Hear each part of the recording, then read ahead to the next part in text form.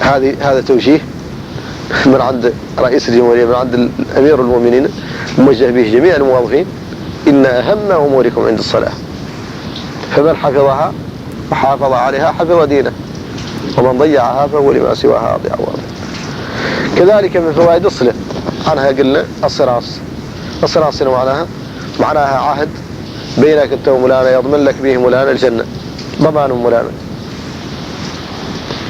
وهذا ثابت عن النبي صلى الله عليه وسلم قال: 5 صلوات كتبهن الله على العباد في اليوم والليلة، فمن حفظهن وحافظ عليهن حفظ دينه وكان له عند الله عهد أن يدخله الجنة، ومن ضيعهن لم يكن له عند الله عهد، إن شاء عذبه وإن شاء عفى عنه. إذا هذا عهد من مولانا، حد حافظ له الصلوات ال5 في اليوم والليلة يعود عنده صراص اللي هو عهد من مولانا أن يدخل الجنة، ضمان. كذلك من فوائد هذه الصلة عنها هي اللي تقتضي من الإنسان الأعمال الأخرى، باللي الله عز وجل قال عنها: تنهى عن الفحشاء والمنكر، وهي اللي تدعو للطاعات الأخرى. من يعود حد مصلي ويسجد بين يدي الله ويتذلل له، لا يستحى من معصيته. من يعود حد مصلي ويسجد بين يدي الله ويتذلل له، لا يقتضي ذاك من المبادرة لطاعته بالأعمال الأخرى كاملة. إذن هي اللي الحافز لا يقتضي من الإنسان أنه يتقدم شعور مولانا بالطاعة. كذلك من فوائد الصلاة عودانها مفتاح من مفاتيح الرزق، هذا الرزق الغالي على الناس متكابدة معه، من مفاتيحه هذه الصلاة. الله عز وجل قال: وأمر أهلك بالصلاة واصطبر عليها لا نسألك رزقا نحن نرزقك والعاقبة للتقوى. كذلك من فوائدها عودانها عندها نور في وجه المصلي، لا يعود يكتشفها الإيمان نور البصيرة، ولا يعود واضح جدا يوم الآخرة، يعود يشق ذاك النور يشقق عنهم الظلام ويمشوا فيه مسافات شاسعة. ووعود المنافقين اللي كانوا معهم هذا خوذة شقيقه هذا ولا عمه، يقولوا لهم: انظرونا نقتبس من نوركم، معناها حانونا شويين نشوف ضوءكم.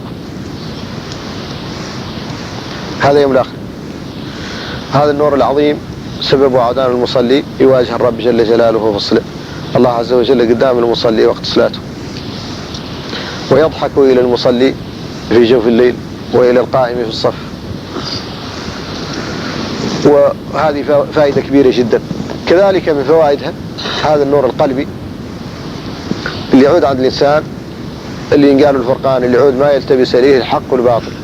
واركاسر من الناس لا اللي يسمع له يجد عليه، ويجي واحد ورد عليه تراها كبيرة من التراهات ما شرها شيء، اللي ما يرهدوا أفهام الحسيان ولا يصدق بها ويعود يهز لها راسه للقدام. وتم لا اللي يسمع مشي ما يجد على حد ولا ولا شيء يشد عليه. مالكم تعرفوا وارك واحدين يسلبوا الناس ويقبوا منهم مالهم، يمشوا من التراهات ما كووا مولانا ماشي، وتتعجبوا كيف يصدقوهم، يقولوا: أنا لا ينعد لك وأنا لا ينعد لك ولا يخيله. هذا شنو؟ هذا بسبب عدد ذوك الناس ما عندهم فرقان يميزوا به بين الحق والباطل. الله عز وجل قال: يا أيها الذين آمنوا إن تتقوا الله يجعل لكم فرقانا. هذا الفرقان ذا. وهذه الصلة بهذا المقتضى هي ينقال لها بنفسها الإيمان، سماها مولانا الإيمان في القرآن. قال: وما كان الله ليضيع إيمانكم، وإيمانكم المقصود بها صلاتكم. ما كان الله ليضيع صلاتكم إلى القبلة الأولى، هو كانت عندهم قبلة وانتسخت وغيرت. قالوا: نحن صلاتنا اللي صلينا ما هي لجهة القبلة، ايش لا يخلق لها؟ قال: وما كان الله ليضيع إيمانكم. عرفنا عن الإيمان هو معناها الصلاة. كذلك من فوائد هذه الصلاة عودانها مناجات. ثم تعرفوا عن حد وقف عند الباب وكروا فترة طويلة، هو يكر لا افتح له، يسوق على باب الحبس ما لقيت شيء عنده.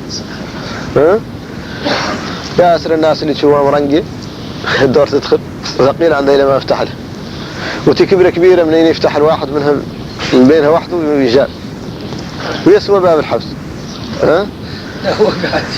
معناها على عن الشخص إذا أذن الله له في المناجاة في الوقت اللي قفل الباب دون ياسر من الخلائق أخرى، فيها اللي حجمه عن الصلة بالكفر، كافر ما جاد لي شيء، ما داخل شيء، نعوذ بالله، هذا حاجبه مولانا عن نفسه.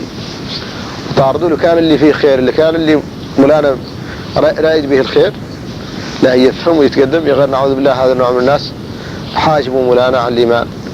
وذاك هو اللي قال فيه، قال الله عز وجل: يا أيها الذين آمنوا أطيعوا الله ورسوله ولا تولوا عنه وأنتم تسمعون ولا تكونوا كالذين قالوا سمعنا وهم لا يسمعون إن شر الدواب عند الله الصم البكم الذين لا يعقلون ولو علم الله فيهم خيرا لأسمعهم ولو أسمعهم لتولوا وهم معرضون. هذا حاجبهم مولانا نعوذ بالله بالكفر. خالق نوع آخر يقولوا عنهم مسلمين غير حاجبهم مولانا نعوذ بالله ألا بالغفلة، غافلين عن مولانا إذا صلى ولا يصلوا مع الناس صلاة هذه الظاهرة، صلاة الصور، يغير ما فهم شيء، الآخرة ما تزقنا في أخلاقه، حد منهم ما يزقنا في أخلاقه شيء يتعلق بالآخرة، يتخموا ياسر ويتخموا يتعلق بالدنيا. نحن الصبح شلاهي نعدلوا ولغدا الصبح إن شاء الله يعود، الليل تغدا شلاهي يعود ويلا نعدلوا ويلا، هذا يتخموا فيه ياسر ويتخموا. واللي هو من الآخرة نحن لينا ينقاس بينا يوم الآخرة كانوا ذات اليمين ويلا ذات الشمال، شنو إيش لا يجي في كفة الحسنات وإيش لا يجي في كفة السيئات، ذاك تخمام ما يصد شور وما يسرح على جيته. ها يقولوا الآخرة مستاخرة. هذا النوع من الناس لا محجوبين يغير حاجبهم مولانا برواية ينقالها الغفلة، نعوذ بالله رانا على قلوبهم إلا لسخ قلوبهم. تعرفوا ذا الوسخ اللي يخرج المراجل من يطياس تصفو يعود فوقهم قشرة كحلة، ذيك القشرة الكحلة تعود على قلوب ذا النوع من الناس، يعود نعوذ بالله ما تلاقي يفهم شيء وتبلد، ما تلاقي يطيح عنه شيء لا يغسل الصابون ما لا يطيح ذاك الحال اللي عليه. هذا هو الغفلة عن الله. كذلك خالق من الناس حاجبوا مولانا عن الصلة، حاجبوا مولانا عن الوقوف بين يديه وعن مناجاته إلا بالتسويف وطول الأمل. يقول حان الصبح وحان وقت آخر أنا وارك فتران وأنا وارك نعسان وأنا وارك منوزل، حان إن شاء الله وقت آخر. هذا التسويف وقت آخر لا يتلحقوا ولا ما لك يتلحقوا، أنت ما لك تموت في تكيتك هذه. ذاك التسويف وطول الأمل يحجب به مولانا وحدين. منين يأذن الجبار جل جلاله للشخص بعودان ويجي ويفتح له الباب ويدخل لما له تشريف كبير؟ هذا التشريف ما يلا حد يعرض عنه. خالق راجل اللي قال له عبد الحق الإشبيلي من علماء المالكية يقول: الحمد لله الذي أذن لعباده بطاعته فخروا بين يديه متذللين ولوجهه الكريم معظمين. لمفصله لم يغلق بينه وبينهم بابا ولا أسدل دونهم حجابا ولا خفض أودية ولا رفع شعابا.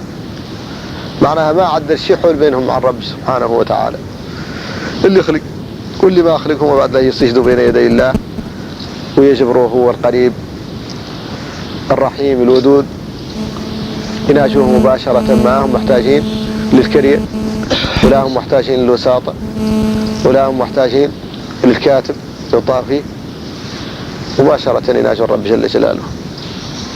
من هذه مزية عظيمة ينقالها المناجاة، ولذلك يتفاضل الناس بحسبها. النبي صلى الله عليه وسلم جاء جابر بن عبد الله ولحقوا عنده واحدين أرقاء وطلبوا واحد منهم، قالوا عنه يقبوه، قالوا اختر لي انت منهم، قال له خاطر لك هذا شفته يصلي. إذا هذا هو أفضلهم بسبب عنه شافوا النبي صلى الله عليه وسلم يصلي، لأني رأيته يصلي. معناها عن فضل هذه الصلة يقتضي فضل الشخص اللي عدلها فضل عظيم جدا ما يقارن بغيره. هذه الصلة اللي ذنبت فضلها وذنبت مزيتها